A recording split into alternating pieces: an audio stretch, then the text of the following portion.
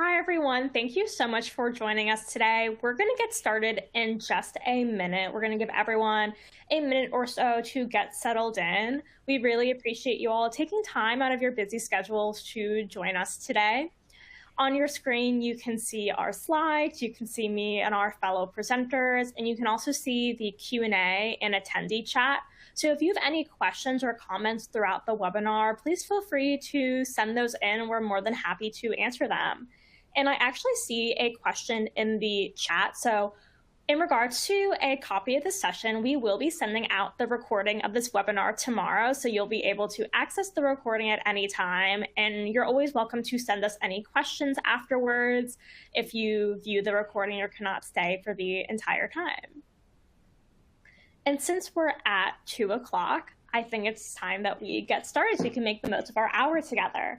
Hi, everyone. My name is Lindsay Josephs, and I'm a demand generation specialist here at OpenStax's, and I'll be filling in for my colleague, Natalie Allen, today. Here joining us is Dr. Nathan Smith, who is the senior contributing author of Introduction to Philosophy, as well as Anthony Palmiato, who is the director of higher education here at OpenStax's. And today we're going to talk all about OpenStax's brand new free introductory philosophy textbook. Here's just an overview of today's agenda. So we're going to do a brief introduction to OpenStax's, our mission and what we offer. Then Anthony will discuss why we decided to publish a philosophy textbook. We'll do a Q&A with Dr. Smith, and then we'll discuss how you can access the textbook for free, how you can access the book's instructor and student resources, and then answer your questions. So during the session, if you have any questions or comments, please send them in the chat. Some of you may be familiar with what OpenStax's is, but if you're new to OpenStax's, there's a few key things you'll want to know. OpenStax's is a part of Rice University, which is located in the vibrant and beautiful city of Houston, Texas. We are a nonprofit, and we're able to sustain our efforts to make education more accessible through philanthropic support. We receive grants from foundations like the Bill and Melinda Gates Foundation, individual donations from individual supporters, as well as mission support fees from our technology partners. As a nonprofit, we are mission-oriented, and our mission is to transform learning so that education works for every single student. Our main area of work involves publishing a library of over 57 free, openly licensed, peer-reviewed textbooks. We're able to publish these textbooks due to our strong relationships with instructors and authors across the country, as well as the philanthropic support that we receive from our supporters. Since we published our first textbook in 2012, we have saved students over $1.7 billion in textbook costs. Here are just some other statistics about OpenStax's. Since we published our first book a decade ago, we have over 36,000 faculty adopters across the world. We have served over 14 million students and have saved these students over $1.7 billion. A couple slides ago, you heard me say that OpenStax's offers free, peer-reviewed, openly licensed textbooks. But what exactly does openly licensed mean? OpenStax's textbooks are an example of open educational resources, or OER.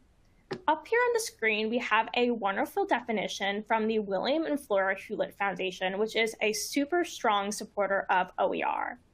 In essence, open educational materials are any education materials that are free to use, are available publicly, and lack traditional copyright restrictions. So there aren't the typical restrictions that limit how you can revise or modify the content.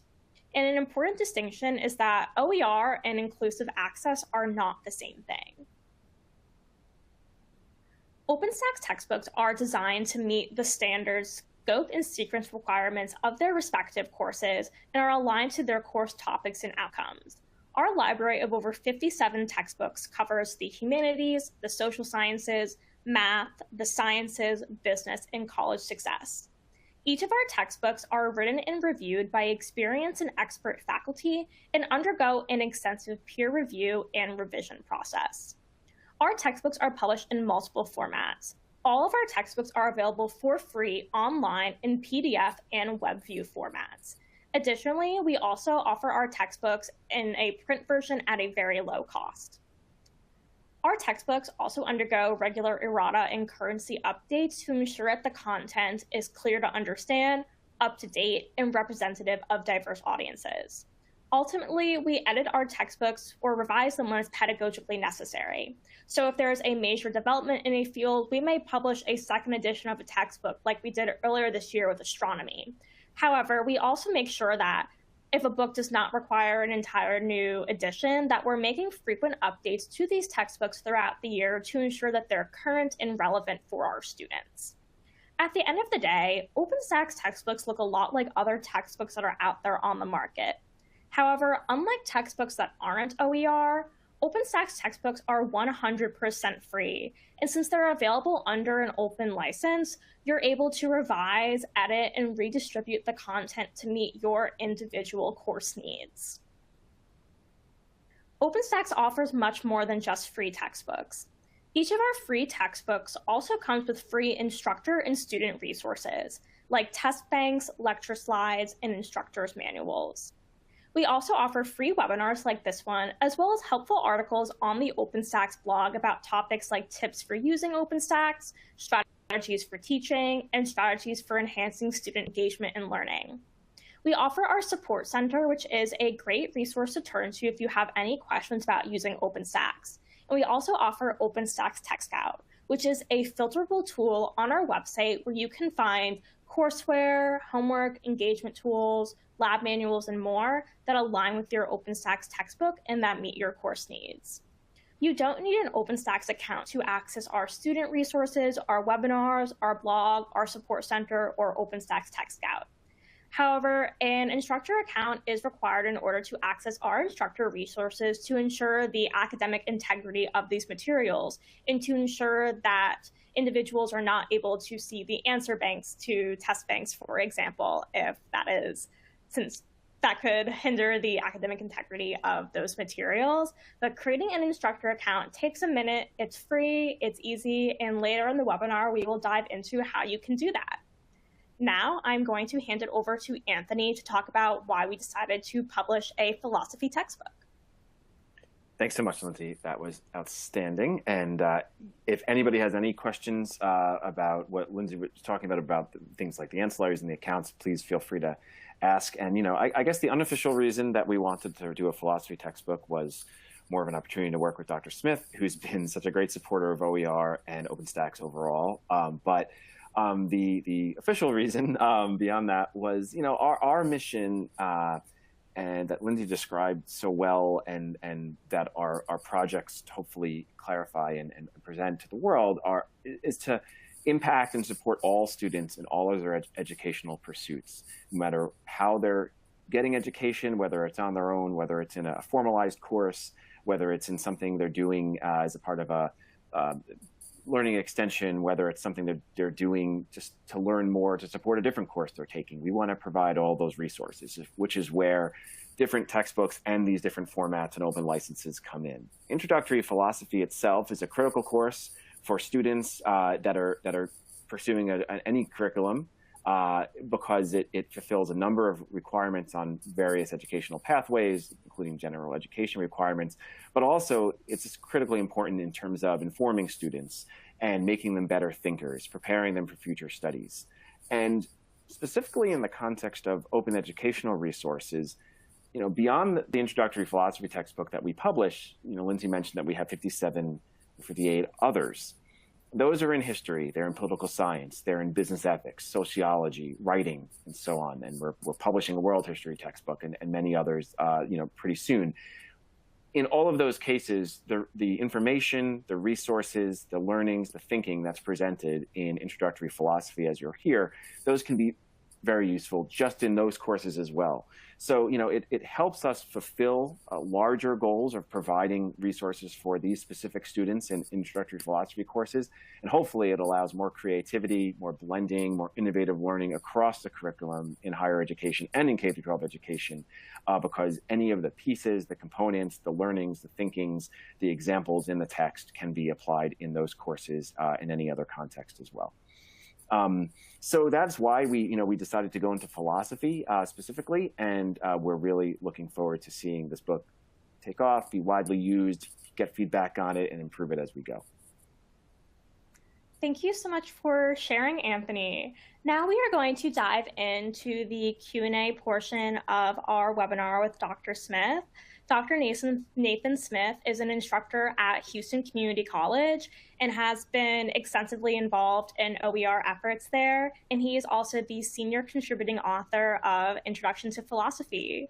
So Dr. Smith, please introduce yourself. Thanks, Lindsay. My name is Nathan Smith, and I'm an instructor at Houston Community College. I was hired in 2008 when I was finishing up my dissertation work at Boston College, the University of Paris, and I did my initial education. Most of my graduate work and my dissertation was on Descartes, and most of my graduate work was in phenomenology. But when I got to Houston Community College, I immediately was sort of put in a situation where I had to be a generalist. And so I kind of started reading up on things and became acquainted with that. And around that time, I think it was like 2009 or 2010, Richard Baranick from now OpenStax's, but then Connections, came and did a presentation at Houston Community College. And I got really interested in this idea of open education. So since then, I've had a bunch of different roles in the institution. I've been chair. I'm now interim chair of the Philosophy, Humanities, and Library Sciences Department. But in 2017, I had the opportunity to lead a big effort to grow OER at Houston Community College. So I ran a grant-funded program where we produced a Z degree, a zero-cost textbooks degree, I worked with OpenStax's in that capacity for since then. So yeah, that's a bit about me, I guess.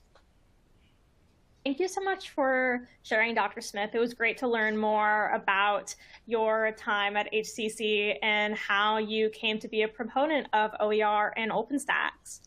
Our next question for you is, what does Introduction to Philosophy cover? Yeah, let me go ahead and share my screen here. Hopefully this works well. So I'm going to show you the textbook actually as it is online and talk to you a little bit about what it covers. So the first thing I want to talk about is that the textbook was designed with the idea of being a general intro to philosophy. Like Anthony talked about, that it very much follows the traditional approach of OpenStax's to cover the scope and sequence of a typical course.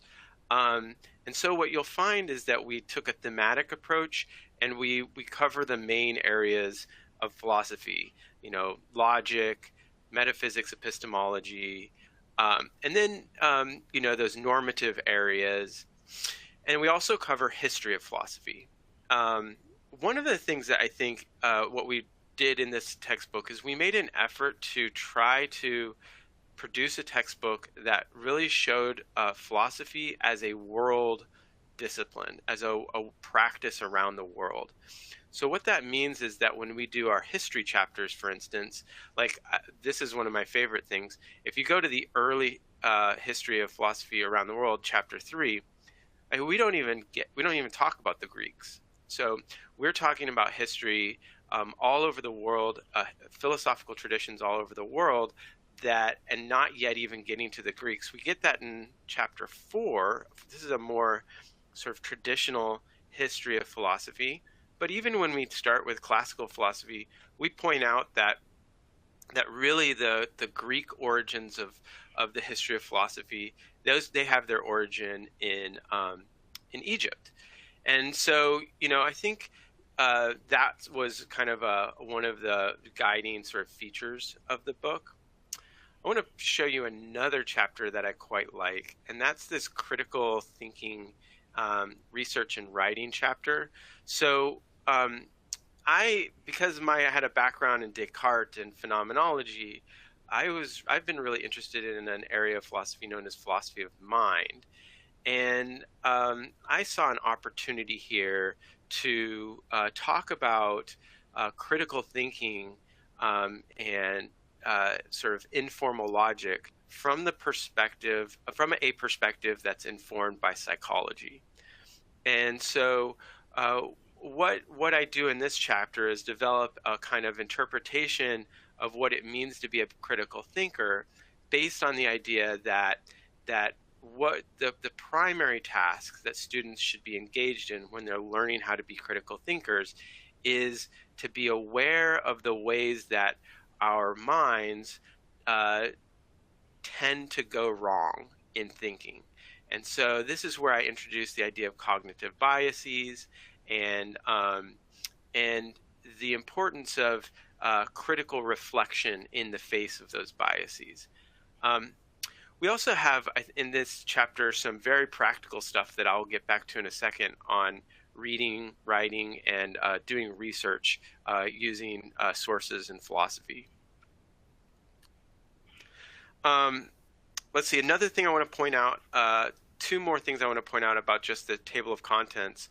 First is that we decided to do 4 chapters on the broad sort of area that you might call value or normative philosophy. We have a general chapter on value, including discussions of meta-ethics, well-being, and aesthetics. And then we go through the typical normative theory, moral theories sort of section, as well as applied ethics issues, and then a chapter in political philosophy. And I think this is important because there's some questions in the chat about an ethics textbook, and I think ethics is a huge interest for students. It's also a big course in the curriculum. And when you look at philosophy as a discipline in terms of the numbers of jobs that are out there, this is the fastest growing field of philosophy. So I think it's worth spending this time on it in the book. And the last thing I want to talk about is that we did a chapter on what might be called contemporary approaches to philosophy that are guided by an engagement with the history of philosophy. So we look at kind of a critique of the Enlightenment. We look at Marxism, the Continental tradition, critical theory, and postmodernism. I think this is a somewhat neglected kind of topic of study in most intro to philosophy textbooks, and so I think I'm really happy to see this this chapter here. But yeah, that's basically the overview of the table of contents. Thank you so much, Dr. Smith. Would you mind stopping sharing your screen? Oh yeah, for sure. Oh yeah, you can't advance the slide without me doing that. There you go. Thank you so much. And we actually have a couple questions and comments in the chat, and you addressed this, but someone in the chat asked, does the text take a historical or topical approach to philosophy? Yeah, we take a topical or thematic approach to philosophy, but we have essentially 3 chapters on the history of philosophy. So the way I think of it is I actually think of history of philosophy as one of the 4 main buckets of sort of, if you were to divide philosophy into the buckets, you've got metaphysics, you got epistemology, you've got value, and then you've got history. That's the way I would see it. So we actually have like 3 chapters on the history of philosophy, but the textbook itself is thematically oriented. Thank you. And we have a couple really lovely comments in the chat that I figured I'd read out loud. So one comment, I really appreciated the diversity of traditions represented in the book. This has been the main reason I haven't used a traditional textbook in my classes. And another comment that we got is, I'm glad talking about research in philosophy is on the agenda. I think explaining to students what philosophy research involves can sometimes be challenging. Definitely. Yeah, thanks for that. Both those comments are great. No, certainly. And we have another question in the chat about the about how each chapter has a list of key terms, and if anyone has made a Quizlet or online study tool version of these. And I will address that question later on in the webinar when we talk about the instructor and student resources. But for now, let's move on to the next question that we have for you. And so, Dr. Smith, what are the features that make Introduction to Philosophy unique? Yeah, aside from the world sort of multicultural approach and the sort of thematic way that we approach the textbook, the other major design element that we included are these inserts. So we have inserts that include videos and podcasts. There's a lot of great open access podcasts out there in philosophy, and so we've identified podcasts that relate to topics there. Then we also have these inserts, which you'll see below on the slide there. We have Read Like a Philosopher, Think Like a Philosopher, and Write Like a Philosopher. And these are basically intended for like instructors to have some kind of engagement tool that they can use in their class, whether that's an in-class assignment, discussion topic, or just some sort of reflective exercise for students to engage in. And we think, and this is not just isolated. Like the intro to that whole overall textbook goes through kind of what does it mean to do philosophy, and so the orientation of the textbook is pretty practical in the sense that we're introducing these concepts and themes, these problems in philosophy, and then we're asking students to sort of take the baton and actually engage in the questioning and thinking on their own. I'm going to go ahead and show, there's one other feature, and I'm going to go ahead and share my screen again in order to show that. So you'll see here, there we go. I think you'll see here that we have, this is in the value section. We're going through the fact values distinction. And you can see there's a Think Like a Philosopher insert here, asking some students to identify these sentences as either fact statements or value statements. And then you see here another insert called connections. And these are sprinkled throughout the textbook where we are trying to link one concept as it's discussed in one area with the way it's discussed in another area. And this allows students to sort of see the connections between things. Again, one of the guiding principles of the book was this idea that I used to discuss what philosophy is. I used Wilfrid Sellars' famous description of philosophy, that philosophy is how things in the broadest sense of the term hang together in the broadest sense of the term. And so the idea being that there's a kind of connected web of interrelations between these very general ideas, and that's what philosophy studies. So we use these connections to kind of illustrate that. I wanted to show you one last thing here on this.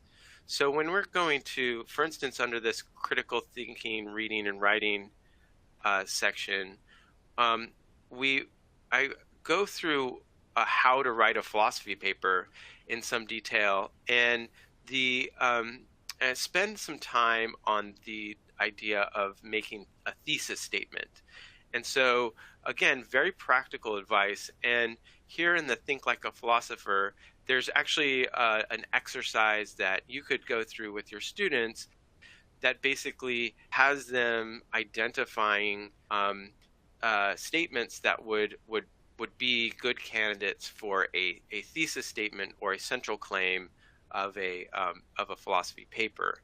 And then there's a more of a writing exercise, and I kind of like this as a general writing exercise, the sort of the template writing assignment, where you give students the basic form or structure of an academic paper, and you have them kind of fill in the components.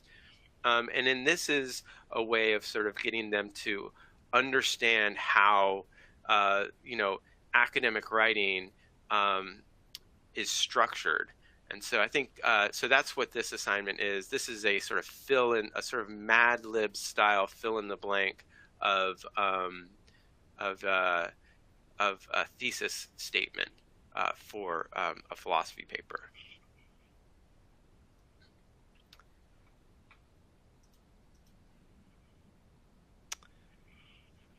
Thank you so much for walking us through those exciting features.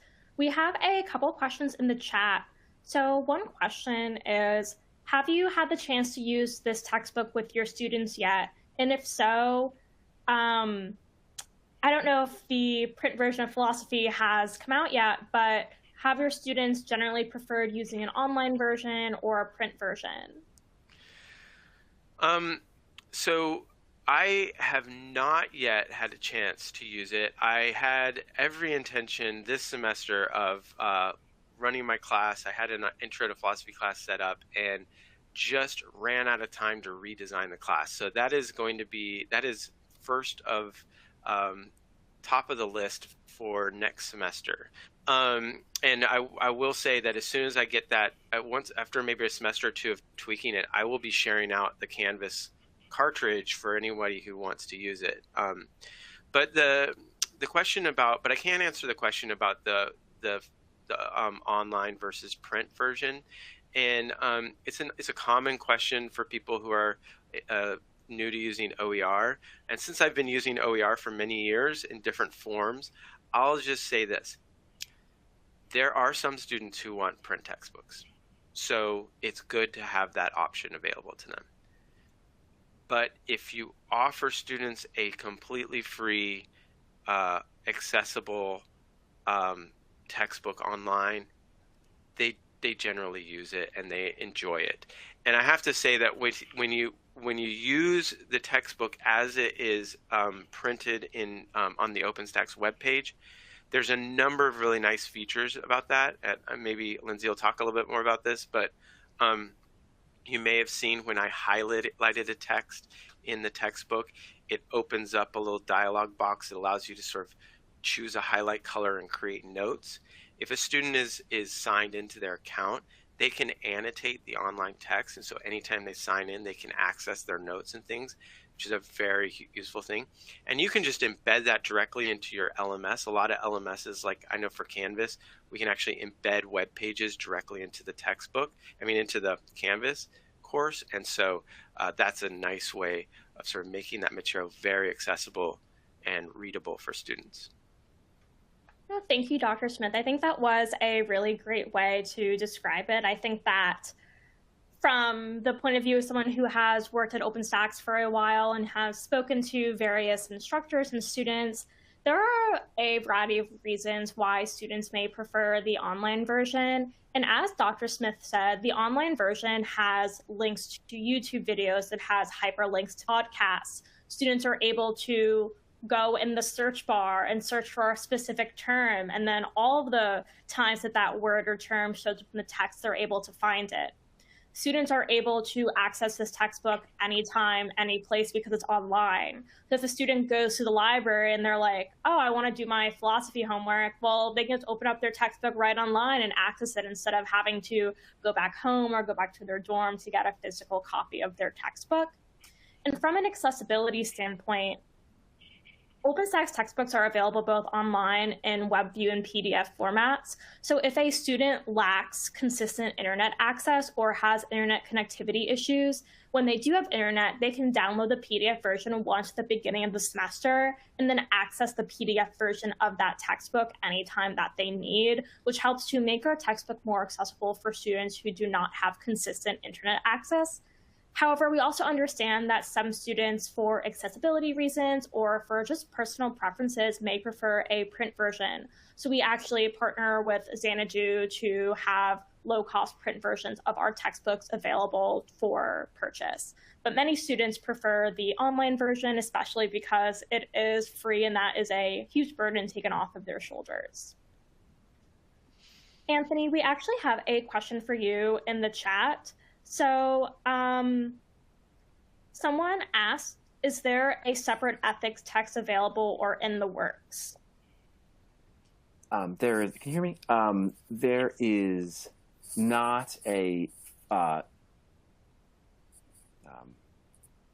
philosophical ethics, ethics alone. We have a business ethics textbook that is, it's done, it's been out, it's in use. And I know that's not the same, but we don't have a formalized ethics textbook on its own. It is something we could explore. I'll mention that for new textbooks and new offerings, as Lindsay mentioned, we're largely philanthropically funded, especially for those large scale projects. So starting a new textbook, publishing a new textbook is one of those. It's sort of a significant amount of effort and investment. And so we generally rely on philanthropic funding for those. So we don't, do those all the time. We only do what we know we can get done and sustain and do everything around the book that we need to do, including support, ancillaries, and so on. However, I mean, it's an important course. The course area overall is important to us. And also, I'd say, like, even with ethics, that sort of idea that I was presenting earlier, like that idea of interplaying different disciplines, and even within the philosophy discipline, it would offer more fuel, if you will. So, it is something we could consider, but it isn't underway just yet. If you want to check out the business ethics book, obviously it's extremely focused on business, and it's written at a relatively introductory level, and it's focused on as the business ethics course is becoming a requirement in many programs, it's designed to fill that requirement. Thank you, Anthony. And that would be, in case you need to get there, it's under our business. If you go to OpenStax's.org and click subjects and then go to the business arena, it would be on the top left. Yeah, thank you, Anthony. And I will put the link to the business ethics book in the chat right now for our attendees to access. And before we head on to the next question for Dr. Smith, we have another question to chat. So does the How to Write Philosophy section pull from David Concepcion's How to Read Philosophy and/or the Rule Book for Arguments? Excellent. And thanks. That's a great question. And I want to take also an opportunity. Do you mind if I'll share my screen real quick again here? Of course, yeah. And so two things. One, this is the business ethics textbook, and this chapter, chapter 2, Ethics from Antiquity to the Present, I reviewed this chapter when it was in production. It's quite good as an overview of ethics. I especially like the inclusion of Chinese philosophy, Eastern and Western philosophy, and it provides a decent, I think, general overview, even getting to John Rawls' theory of justice, which I think is good. And another person in the chat mentions, like, if you were to like try to combine that with, say, some of the stuff that we have here, like the normative moral theory stuff, applied ethics, political philosophy, which is really a lot of times is a different course, but is related. I would say some of the meta ethics stuff here and the fact value distinction, you're getting really close to kind of a complete ethics textbook.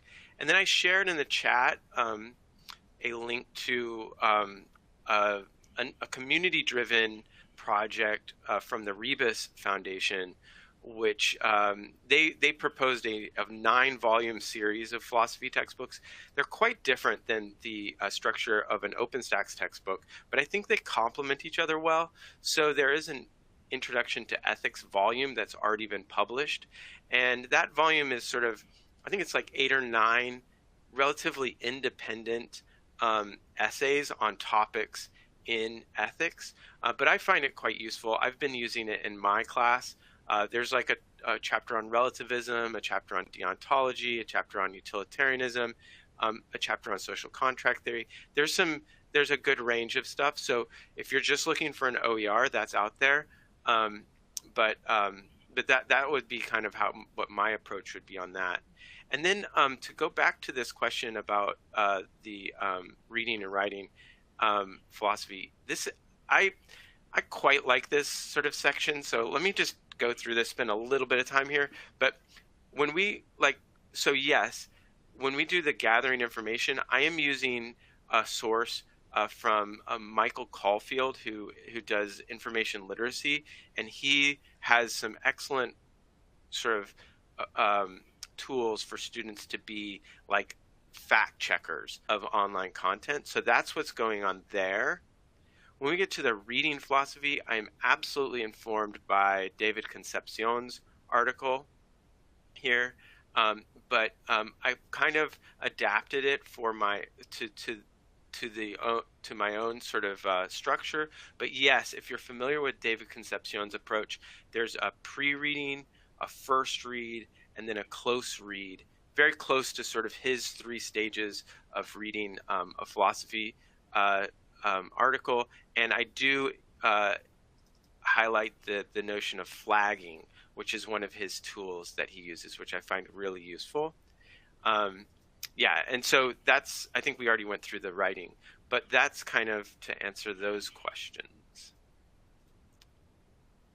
Go. Thank you so much for walking us through that and for answering all of our audience members' questions. I think we can move on to the next question that we have for you. And our next question is, who should use Introduction to Philosophy in their classroom?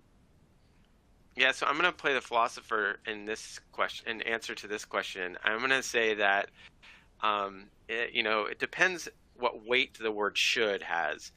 So obviously, like, I helped design this book. I wrote, I think, 3 chapters. There were a lot of other authors, but I consulted with them. I am proud of the textbook. I think the polish and refinement and sort of the design that OpenStax's adds to publishing an OER is just not really matched by anything out there. I mean, there are very nice OER out there, but they do just such a good job with the complete structure. So I think that if you are using, I think I highly recommend this textbook. So in the sense of like an aesthetic like, should you order the I don't know, the lamb roast at the restaurant? I would say in that sense of should, absolutely. But in terms of like telling people how to manage their courses, I also understand that like choosing instructional materials is a very personal decision, and so here's who I think would benefit most from this. If you're currently using a textbook, switch. Just try it out. I think you'll be really happy with it. A lot of people use primary source materials to teach philosophy, and I think that's great. This textbook would make a great supplement, because if you think about your students, a lot of times, in addition to reading primary source materials, which I think is really important in philosophy, a lot of times they need an orientation to the subject as a whole and sort of understanding the landscape, and that's what this textbook provides. And then I would just really encourage people, because it's free, because you can modify it, because it's free of copyright, or of the traditional copyright restrictions, you can pick and choose chapters. So I really encourage that approach. Well, thank you so much for sharing that. It's definitely very helpful for our audience members to know. Our next question for you is, why an OER philosophy textbook? Why is it important for there to be an openly licensed, free, peer-reviewed philosophy textbook on the market? Well, I think maybe I answered a little bit of this question in the previous one. I think it just provides a polished product that doesn't exist. But I think it supplements the existing materials that are out there, like the Rebus Foundation work, and there are other openly licensed things. I remember when I was first getting into OER back in like 2011, 2012, there was nothing. Until then, For All X came out for Logic, which is just a wonderful text and has spawned a whole bunch of adaptations and remixes and an entire online Logic project, which is great. And it makes sense in Logic because that is a very textbook focused. It's much more of like a science-y type of class. I think for philosophy, we haven't had that because philosophers, each philosopher has their own approach and everybody does things a little differently. There isn't as much cohesion in the discipline as you see in other areas. But I think what we've done in this textbook is that we have provided kind of a nice framework that gives a nice wide variety for anybody who wants to pick it up. So I think it can be really useful for folks. Thank you so much for sharing. Our last preset question for you is your Introduction to Philosophy's senior contributing author. What was your writing process like? What are some core concepts, themes, ideas, or values that you really centered or focused on when you were writing Introduction to Philosophy? Yeah, when I saw this question, I mean, it's a bit of a joke, but yeah. So what I did was my writing process consisted of this. I set aside a time every morning, blocked out time in my calendar every morning for an hour and a half to write, and then I completely ignored that. And instead, I had long periods of sort of anxious neglect, punctuated by, terror, followed by like periods of intense focus. So that's kind of my writing process. No, but I mean, like the process with OpenStax's was the design process with the editors. We came up with the design decisions that we discussed earlier. Then I drafted a table of contents and worked with a set of authors to kind of refine those contents. That was super intense and happened very, very quickly. And then,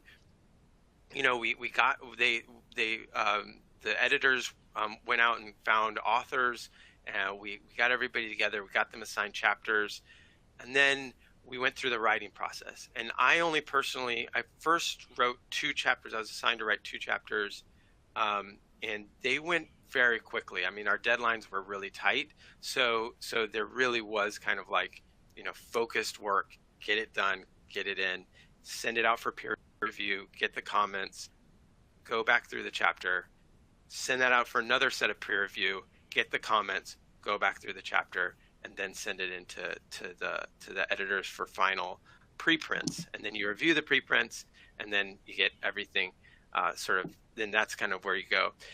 After that, we had a bunch of changes with our authors. We reorganized chapters. It was a lot of stuff going on. I was consulting all the time with the editors. And we decided I was brought in to help write some of the history chapters, and ended up writing most of chapter 3 and parts of chapter 4. So that was basically what happened. But yeah, I will say the one thing is I made a principle that I shared with all the authors. I said, look, we're doing a thematic approach. You're going to use examples from the history of philosophy to illustrate problems in the history of philosophy. If you can find a source that is not Western or not male, you use that source instead of the canonical source. And I think we had great success with that, actually. The authors struggled with it because I think most people who are teaching philosophy today were not taught any of that stuff.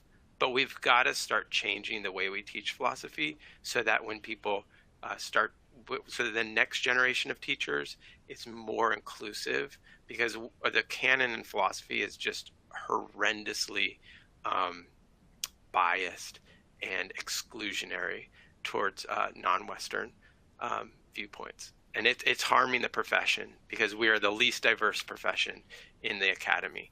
I mean, and it's something that we need to change. Thank you so much for sharing, Dr. Smith. It was great to hear about your writing process and your relations with the other authors and editors, and how you really prioritize ensuring that diverse and global and multicultural perspectives were represented in the textbook. That is core to what OpenStax's hopes to promote. Diversity and representation in our books and our materials is very critical to us. So it was great that you were able to touch on that a bit. Now we are going to talk about how you can access the textbook and the instructor and student resources. So I'm going to go ahead and share my screen. and you should be able to see my screen. I am on the OpenStax's homepage. If anything looks funky or you can't see it, please let me know. So here on the OpenStax's homepage, let's say I want to access Introduction to Philosophy. The way that I'm going to do that is I'm going to go to Subjects. I can go to either All or Humanities. I'm going to go to Humanities and click on Introduction to Philosophy. So over here on the book details page, right over here, you see Get the Book. And you can see that there are different ways to access our book as it comes in different formats and on different platforms. So if you click on Table of Contents, you're able to see each chapter and their subsections. And if you click on one, you're actually brought straight to that subsection or that section/chapter in a different tab. If I want to view the textbook in web view format, I can click on View Online. And when I do that, I'm just brought straight to the online version of the textbook. As I mentioned before, all OpenStax's textbooks also come in PDF format, and that's very important, especially for students who lack consistent internet access. If they download the PDF at the beginning of the semester, they can access it throughout the rest of the semester as it's downloaded on their computer. And as you can see here, we have the web version with all of the information that you'll pretty much find in the online version. And there's also specific images, specific hyperlinks that students can still click on, which is great. I want to go back to the, So as you can see here, you can also order a print copy, and there are different ways that you can do that. I want to go back to the viewing the textbook in the online format because there are a couple features that I really want to highlight today. So as you can see here, you can search in the book for a specific philosopher or topic or word. So let's say I look up logic, then all of the times that logic appears in the text will appear on the left side of my screen. I'll be able to find wherever in the text that term or that topic is discussed. Another really awesome thing about the online version of the textbook, which Dr. Smith actually touched on before, is that students are able to make highlights and take notes directly in the online version of the text. And it's very easy to do. Students just need to create a free student account and all of their highlights and all of their notes are saved. So let's say I want to save this paragraph is important for an exam I have coming up. I can highlight it in blue if I like, and I can add a note like reread for upcoming exam. And I save that note. And then I go over here and I click on highlights, and I can see all of my highlights and all of my notes there, and I can even print them out to form sort of like a study guide for myself. And this is a very unique characteristic of the online version of OpenStax's textbooks that we really like. Another really great thing about OpenStax's textbooks is, as I mentioned before, there are hyperlinks and videos directly embedded in the text. So, for example, there are hyperlinks to other chapters. There are also links to YouTube videos. Let's see if I can. Yes, so there are also links to YouTube videos that are directly in the text that students can just watch then and there. And as you can see, we also have our unique features like think like a philosopher, read like a philosopher, and write like a philosopher. On the book details page, you can also just see typical information you would find about a textbook, like the summary, the authors, and errata. So as we mentioned before, we take errata very seriously, and any instructor, any student, any user can suggest a correction through our website. And as we really do value transparency at OpenStax's, you can actually see the full list of errata submitted for this textbook. You can see what it was, and you can see our decision. So if we will correct something, if it's in review, or if we ultimately decided that that certain thing that was submitted does not need to be corrected. Next, I want to highlight the instructor resources. Each textbook at OpenStax's comes with its own unique suite of free instructor resources. And since it's critical that we keep our textbooks up to date and current, we make sure to update our instructor resources and may even add instructor resources. For example, when Dr. Smith makes his course cartridge available, we will be sure to make that available through here as well. As you can see, there are several instructor resources that come with OpenStax's, and specifically that come with Introduction to Philosophy. First, we have the OER Commons Hub, which is essentially a site where instructors can share the resources that they've created for Introduction to Philosophy, and also find resources created by other instructors for this text. You can also ask questions about Introduction to Philosophy and connect with other instructors who teach philosophy and who use the book. The next resource we have is our Instructor Getting Started Guide. And this Instructor Getting Started Guide essentially just highlights what I'm talking about with you here today, how you can access the book, how you can access the instructor resources, integrating with your LMS, and helping to get your students started. We have our Diversity and Representation Development Guidelines that highlight the steps that OpenStax's takes to ensure that diversity and representation efforts are a central part of our work and the materials that we create. We also offer a comprehensive instructor's manual, which provides some guidance on maximizing what Introduction to Philosophy has to offer and using it in your course. Next, we have a test bank. And we offer test bank questions for every chapter in Introduction to Philosophy. And as I mentioned before, these instructor resources are only available if you create an instructor account. And the reason why that is because we know that instructors oftentimes use these test bank questions on exams and for assignments. In order to maintain the academic integrity of these questions, we want to ensure that their answers do not get in the wrong hands. When you submit a request to create an instructor account, our customer support team manually verifies that you are an instructor, which further helps to maintain the academic integrity of our materials. We also offer lecture slides for each chapter that highlight key concepts, definitions, and examples.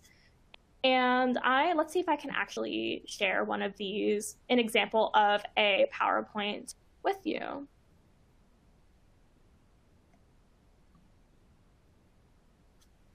So I'm going to go ahead and share my screen again.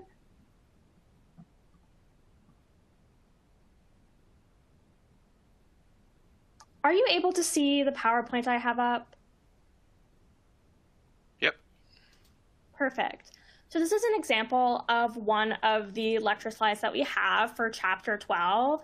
And as you can see, we incorporate key figures, key images, key terms, and just key points from the chapters.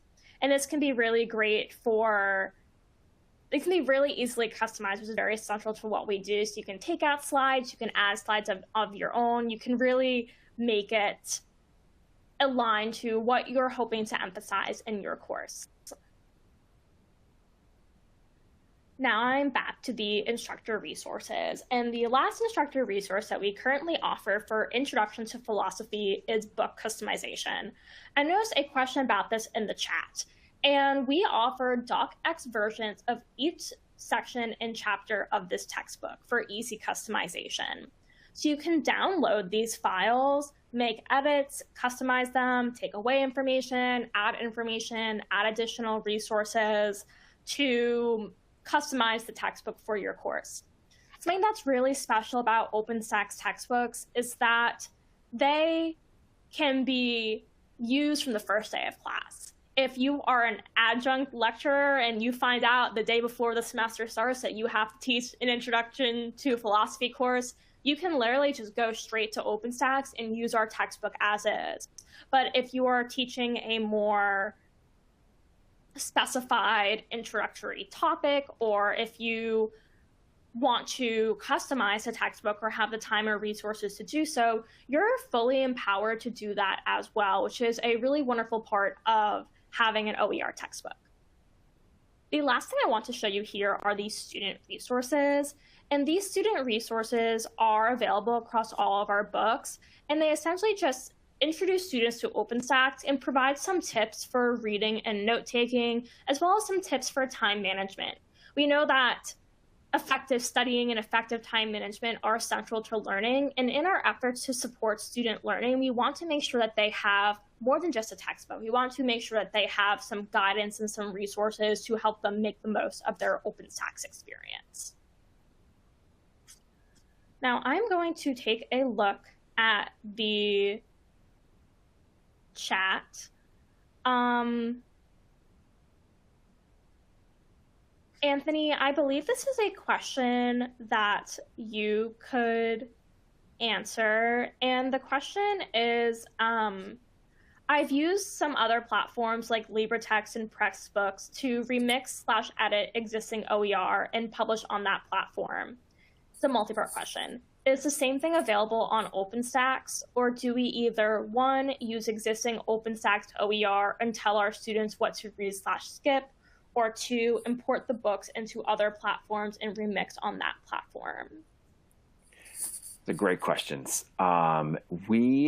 There's a few options. So I would say that what typically happens, and I apologize, I might be able to check while we're talking here, but what LibreText often does is take our books, either with our help or sometimes they have perfect capacity to do it themselves if they don't need us, is to take our books and put them into their platform where they can be remixed directly. Other platforms do that as well, and sometimes it's a faculty member doing it, sometimes it's the organization itself. So, BC Campus and Rebus sometimes take some of our books and put them into a format that works for them, such as Pressbooks, or something else. OpenStax, as it's on its own, we provide versions of our textbooks in a few platforms, like Lindsay mentioned earlier. The document format, essentially a Word document or a Google document format, is probably the easiest for remixing or actually editing of texts. However, other instructors, what they'll do is we also provide, Dr. Smith mentioned it, and we do it in other platforms as well. We'll provide, for example, all the links in a LMS cartridge, for example. And then once you have all the links by section in the LMS cartridge, there is an effort there on the part of the instructor, but moving things around is not really remixing the textbook in terms of its native form. It's remixing the links to that textbook within the platform, and we can show you how this works, but you could drag and drop, you can delete some, you could hide some, you can make some optional, assign, and then you can bring in other materials there. The book is also provided in the documents format is probably the best for kind of hard editing, but we also provide it in a PDF format.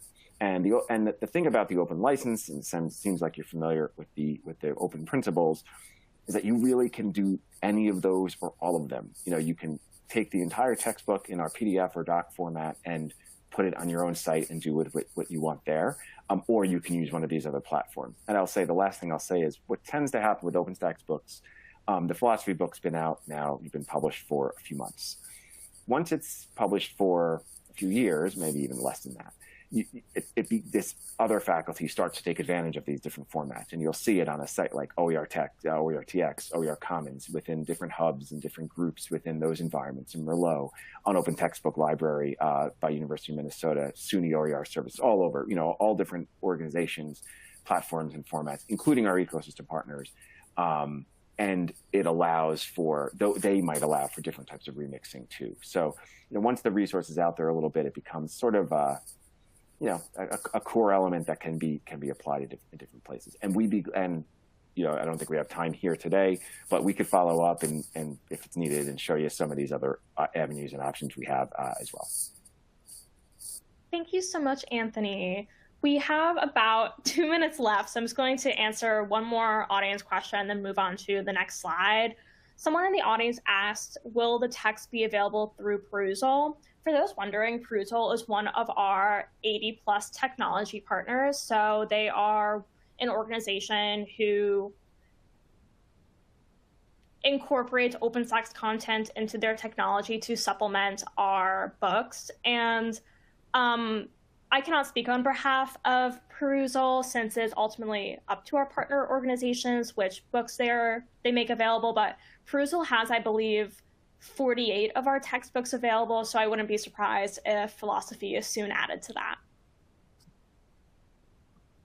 So before we end things here today, I really want to encourage everyone here to create your free instructor account. I put the link in the chat and I'll send it in the follow-up email. Creating an instructor account is super easy. It literally takes a minute. You submit your information, our customer support team verifies that you are in fact an instructor, and then you have access to our instructor resources and these supplementary resources. Even if you are unsure about whether or not you'll use OpenStax's in your course, or you don't know, we still strongly recommend that you create an account and explore these resources for yourself to make an informed decision about adopting OpenStax's in your course. I really want to thank everyone for attending today and for all of your thoughtful questions and comments. I really want to thank Dr. Smith for your incredible work on Introduction to Philosophy and everything you do for students, and for being such a strong advocate for OER, both at HCC and beyond. Thank you, Anthony, for your help with today's webinar. And thank you to our audience members for taking time out of your busy schedules to attend this webinar and learn about Introduction to Philosophy. If you have any questions, feel free to contact support@openstax.org. They'll be happy to answer any questions you may have and direct them to the proper parties.